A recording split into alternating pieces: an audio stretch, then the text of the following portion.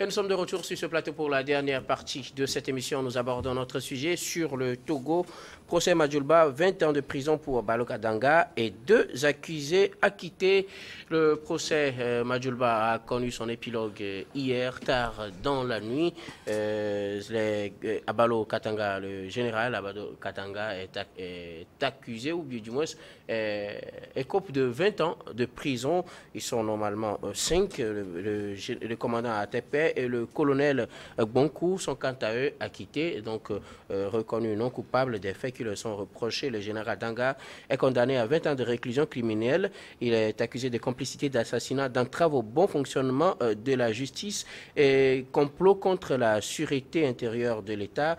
Songuine Yondoukoua, le chauffeur de feu Madjoulba, a coupe quant à lui de 15 ans de prison. Selon le paquet, il serait l'auteur de l'assassinat de son chef. Il est également condamné pour crime complot contre la sécurité intérieure de l'État et d'entrave au bon fonctionnement de la justice. 15 ans également pour le lieutenant-colonel Ali Kodjo. Le commandant Boué, pour sa part, écope de 5 ans. Et puis la secrétaire de Madjoulba écope également 5 ans. C'est Leila Chouakouna, je disais, le colonel Atekpe et le colonel Agbonkou, eux, sont acquittés et des faits qui leur sont reprochés. Finalement, le procès aura rendu son verdict. D'abord, vos perceptions sur ce procès inédit au Togo pour l'assassinat de Madjoulba. Il y a de cela 3 ans, les faits se sont passés. L'on attendait de voir la vérité, et peut-être la vérité a-t-elle été dite. Vous nous le direz tout à l'heure. Je commence par vous, Samir Ourosama.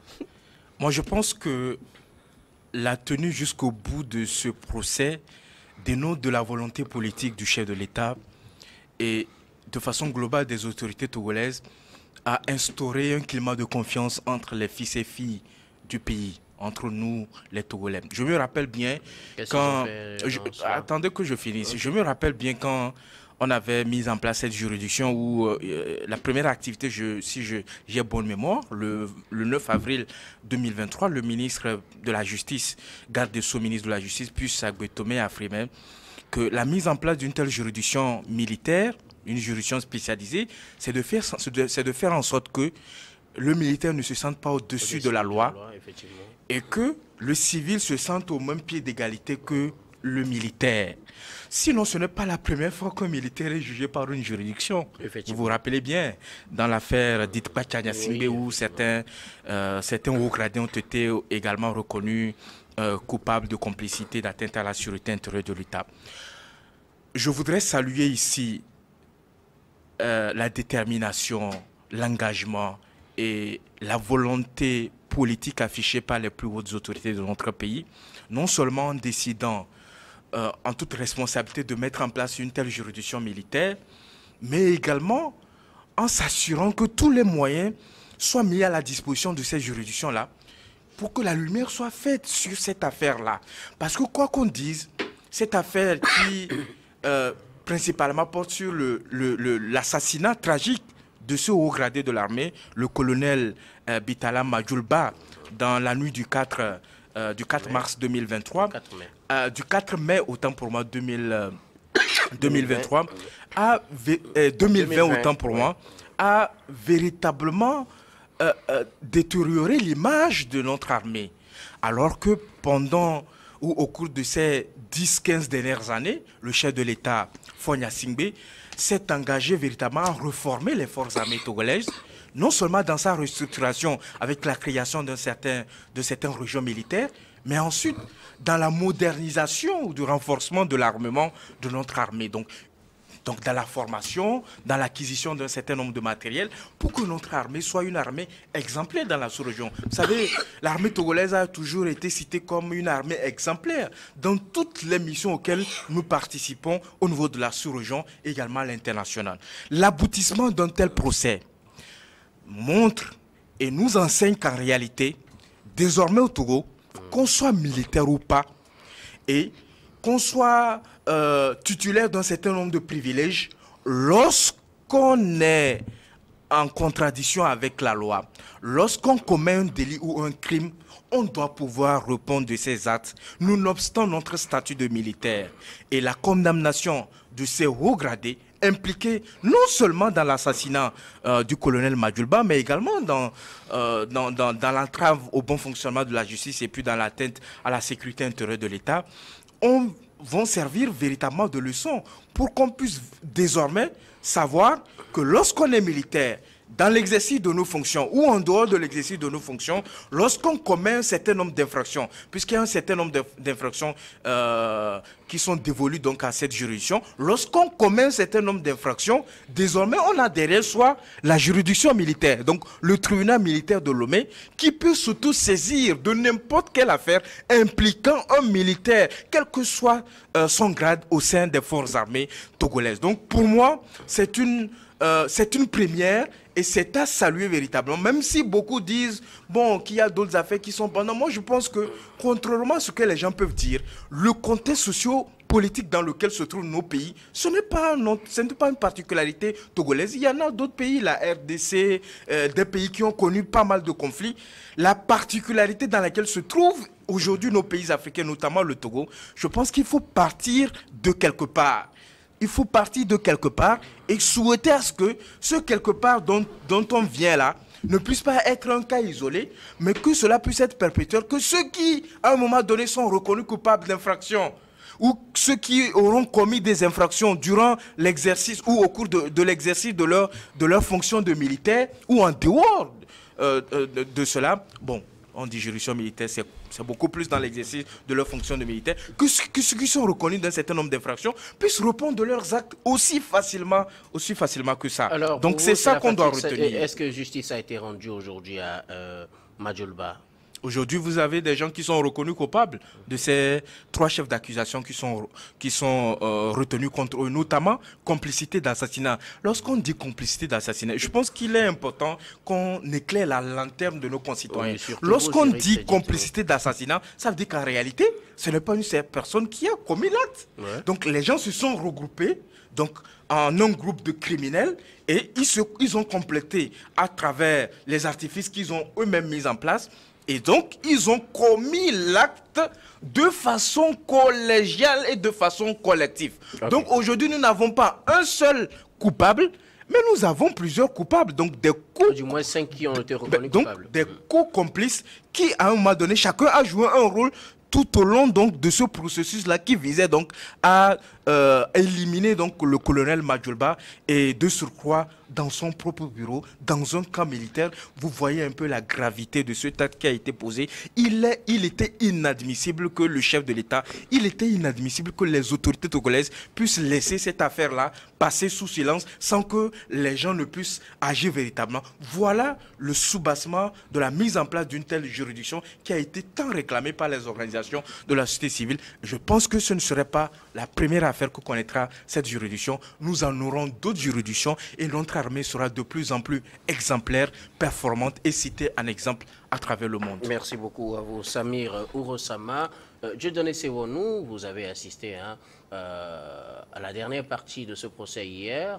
Que retenez-vous finalement de ce procès à Madjoulba? Justice a-t-il été rendue à Madjoulba?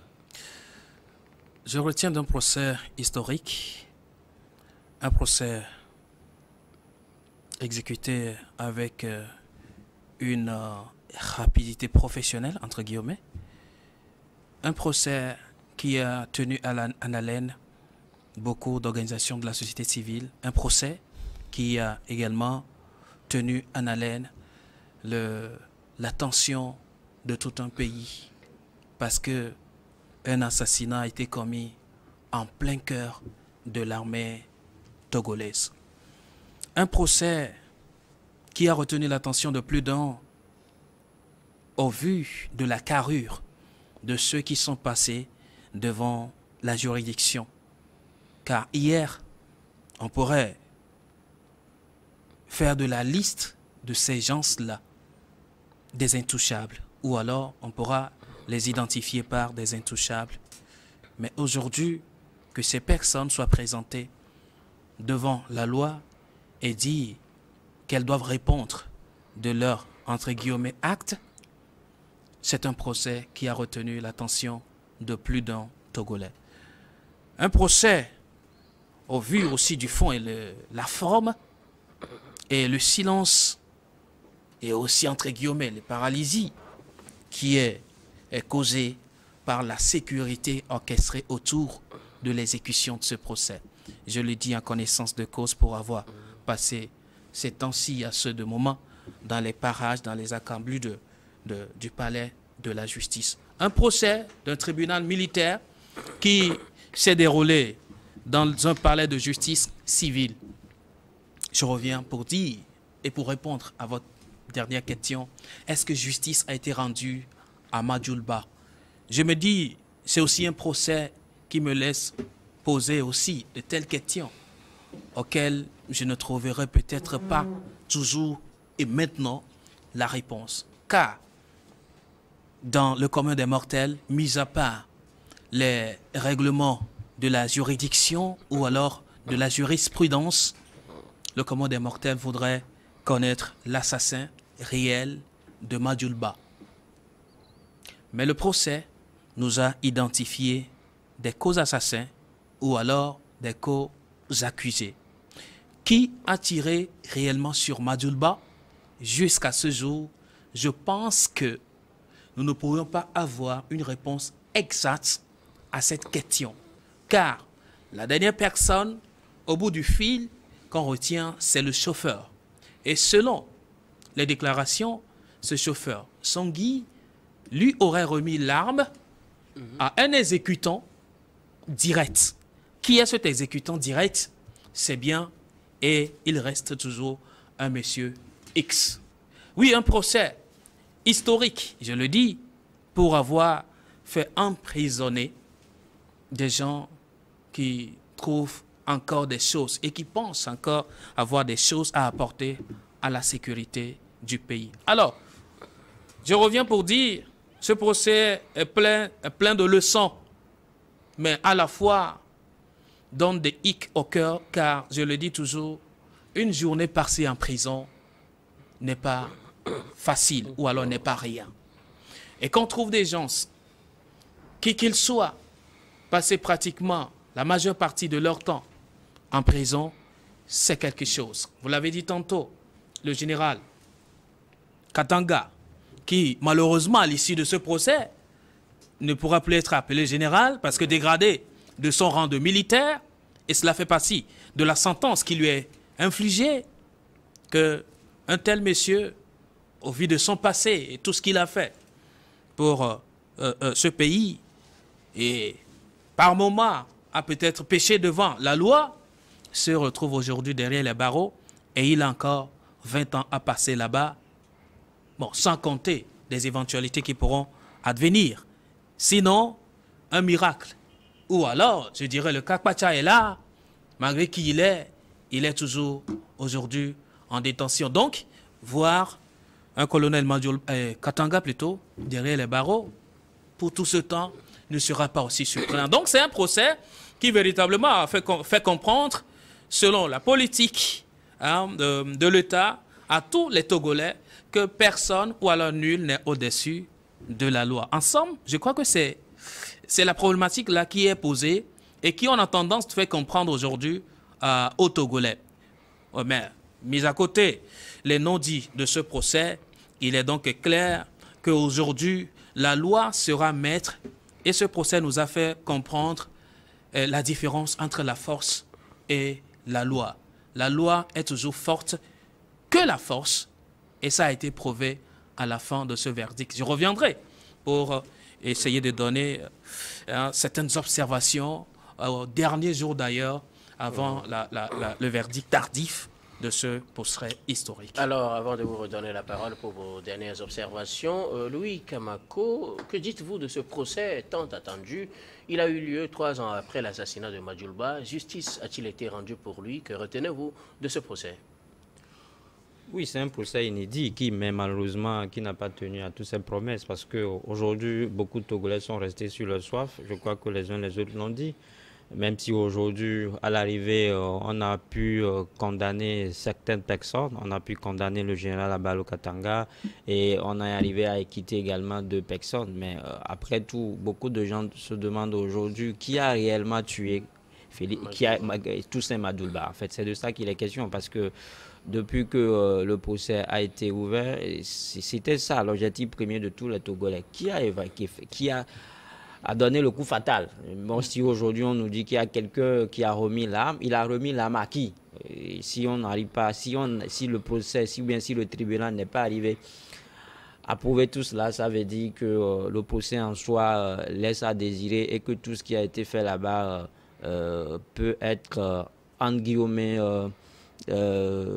traité de tous les mots. Je l'ai dit, quelqu'un disait que c'est un procès à la va-vite. Je suis tenté de dire que c'est un procès expéditif parce qu'on a l'impression qu'on a escaladé beaucoup de choses. Certaines étapes n'ont pas été observées. Un procès qui, entre guillemets, s'est déroulé très loin des caméras parce que c'était sous haute surveillance policière et que pour accès à la salle, il faut justement un parcours de combattant. Donc, normalement, pour une première expérience, j'aurais souhaité que ce procès-là soit public et que tout le monde essaie de suivre en fait ce que nous réserve l'avenir, c'est-à-dire que ceux-là qui se prennent comme des bourreaux et qui pensent que tout leur est permis dans une république comme le Togo. Mais à l'arrivée, on peut se réjouir que le procès ait lieu. Parce qu'aujourd'hui, on s'est rendu que nul n'est au-dessus de la loi. Je pense que Dieudonné l'a dit. Et que la lutte contre les droits de l'homme, c'est valable pour tout le monde. C'est-à-dire qu'on a besoin en fait de se battre pour lutter pour le respect d'un état de droit et pour la démocratie. Donc, c'est aussi ça. Je pense que les uns les autres ont beaucoup dit, ont tellement dit de choses qu'ils ne m'ont pas laissé de marge de manœuvre. Si je vais continuer, je risque de les répéter. Mais comme je le dis, les droits de l'homme ne sont pas universels. Ce qui est valable pour Kofi, il est également valable pour Kodjo. Et qu'on ne peut pas dire que celui-là, il est citoyen lambda, on doit brimer ses droits. L'autre, il est haut gradé, il est un officier supérieur de l'armée et que lui, il est au-dessus de la loi. Donc, je pense qu'aujourd'hui, les exemples sont là. Parce que quelqu'un citait tout à l'heure le cas Kwachana Singbe, qui a été également condamné à 20 ans de prison avec réclusion.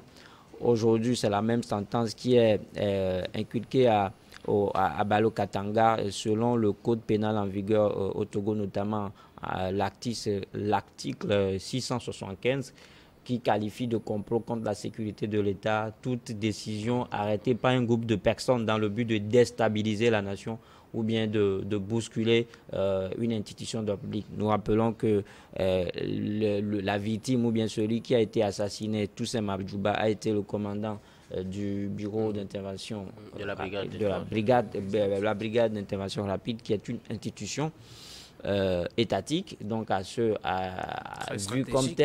vu comme tel, je pense que ceux qui ont tenté à sa vie sont justement dans l'optique d'atteinte à la sécurité ou bien à la sécurité intérieure de l'État. Donc je pense que c'est pour cela qu'il a écopé de 20 ans de prison. Mais comme je le dis et que je le répète toujours, on s'attendait mieux. Le tribunal militaire pourrait faire mieux.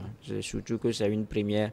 Et je pense que beaucoup de non-dits restent encore à éclairer dans ce procès-là.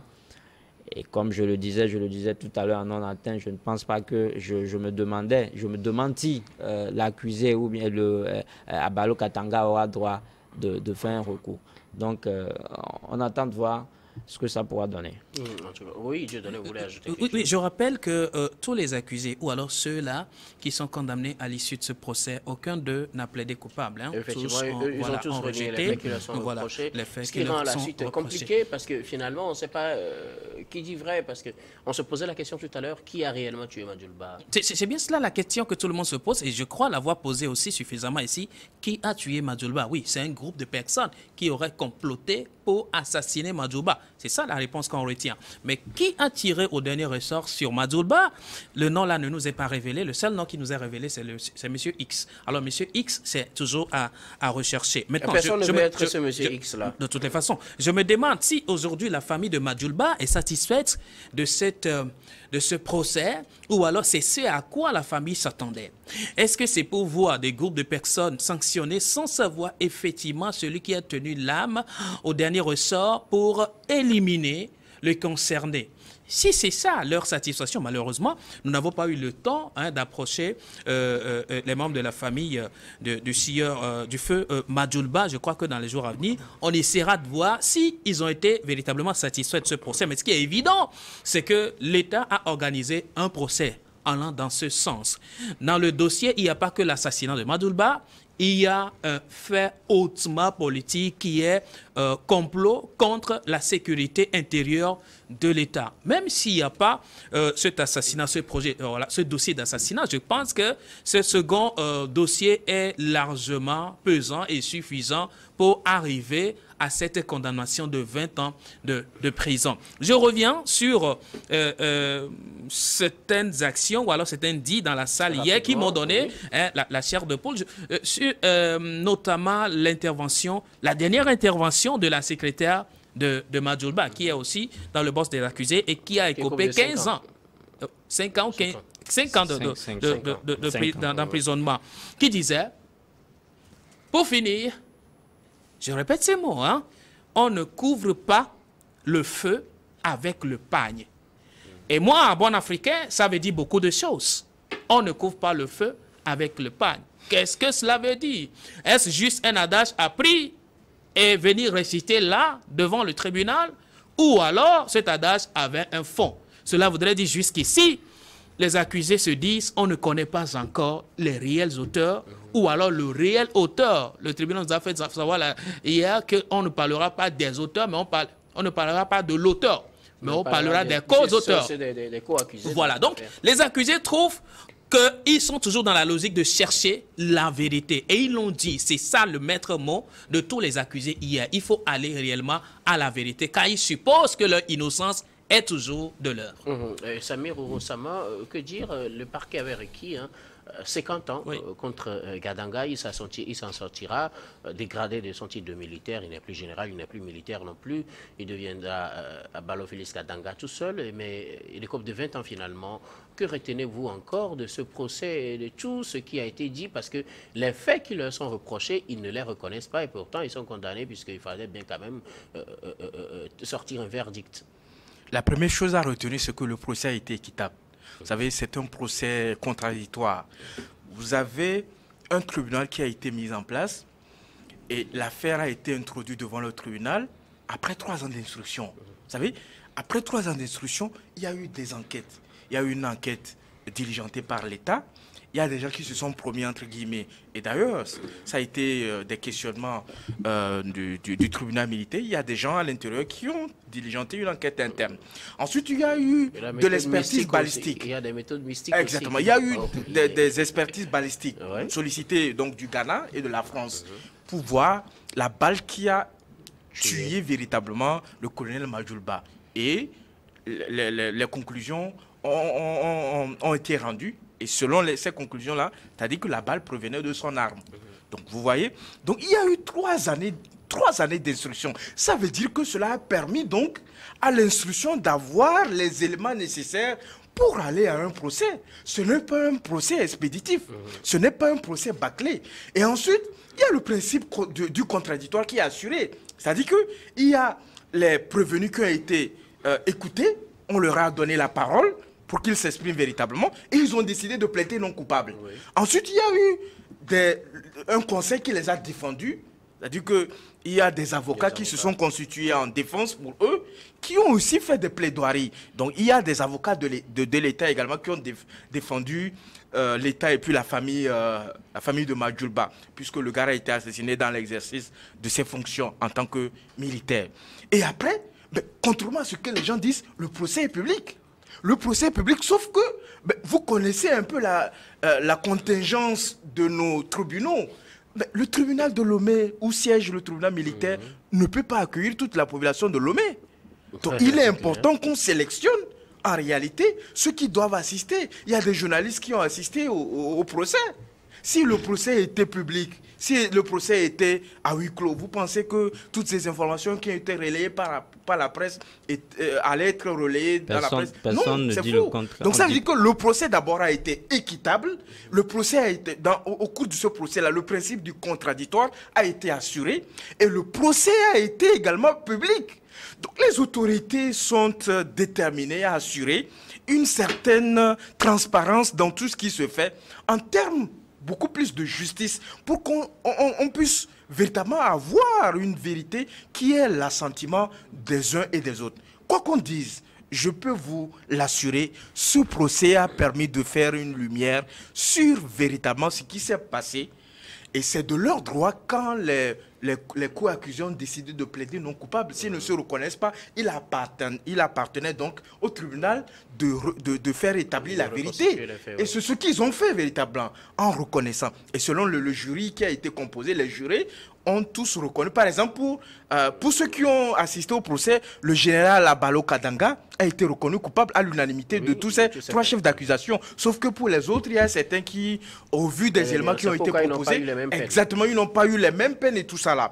Donc, en réalité, aujourd'hui, s'il faut répondre à la question, est-ce qu'on connaît véritablement l'assassin du colonel Madjulba? On peut dire oui.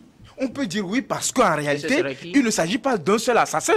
Il s'agit d'une complicité d'assassinat orchestrée par un certain groupe d'individus qui ont un intérêt dans ce sens-là. Vous posez la question si on veut connaître l'assassin. Vous demandez l'assassin, non les assassins. Était donc d'assurer, dont l'objectif était donc de déstabiliser les institutions de la République. Donc, oui, maintenant, est-ce que vous pouvez nous dire clairement qui a tiré au regard de ce procès? Mais la question qui a été posée au tribunal, est-ce que c'est la question que vous posez?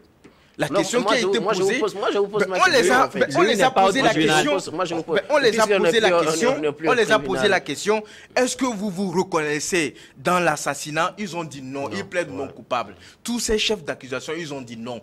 Le tribunal, compte tenu des éléments qui lui ont été fournis et donnés, ils ont décidé de retenir comme coupables toutes ces personnes-là qui ont écopé donc de ces peines-là. Moi, la véritable leçon qu'il faudrait retenir, comme on le dit toujours, on n'est fort qu'un seul moment. On n'est fort qu'un seul temps. Le reste du temps, on devient faible. Les gens qui se sentaient intouchables, les gens qui se sentaient les plus forts, en réalité, mais le gouvernement nous a donné une leçon. C'est pour dire qu'on peut être fort aujourd'hui. Demain, quand on est sous le coup de la loi, si on viole la loi, on doit inéluctablement, on doit véritablement répondre de ces actes devant la loi. Merci beaucoup à vous. C'est la fin de ce numéro de Regard Croisé. Malheureusement, le temps est tellement contre nous qu'on ne pourra pas faire le dernier tour. Je vous remercie beaucoup d'avoir répondu quand même à notre invitation. Merci à vous. Louis Kamako, vous êtes journaliste et analyste politique. Vous voulez dire quelque chose? Non, c'est bon. Non, mais juste appeler les téléspectateurs à continuer à vous voter parce que vous êtes toujours en liste pour le Talent d'Or. Oui. Les votes continuent, que les gens votent massivement. On en a besoin pour vous encourager et vous féliciter davantage pour le boulot que vous abattez ici. Merci beaucoup. Dieudonné Sewanou, vous êtes également journaliste, directeur général de Elion Service. Merci d'avoir répondu à notre invitation. Quelques secondes. Merci, docteur. Malheureusement, le temps nous a eu. Bon, moi, je dirais bien de choses à tous ces secrétaires-là qui assurent le service au bureau des procureurs de la République. Là, ils font un travail formidable. Et donc, courage à eux. Et puis, on appelle encore à ce qu'il y ait les votes qui continuent jusqu'au 15. Tu dois sortir Talent d'Or. Merci beaucoup, merci beaucoup. Merci également à vous, Samir Ourosama. Vous êtes juriste, président de l'ICJVE, Initiative citoyenne des jeunes, la voix des enfants. Merci d'avoir répondu à notre invitation. Merci beaucoup, Guillaume. C'est toujours un plaisir d'être là et surtout rappeler à nos concitoyens que c'est ensemble que nous arriverons à préserver cette paix-là. C'est ensemble que nous arriverons à préserver cette cohésion sociale pour qu'ensemble nous pensions au développement que nous voulons, non seulement pour notre pays, mais également pour la sous-région. Fin de ce numéro de Regard Croisé, de ce programme du soir, de ce mercredi. Merci de nous avoir suivis. Je vous retrouve demain avec le même plaisir pour un autre numéro.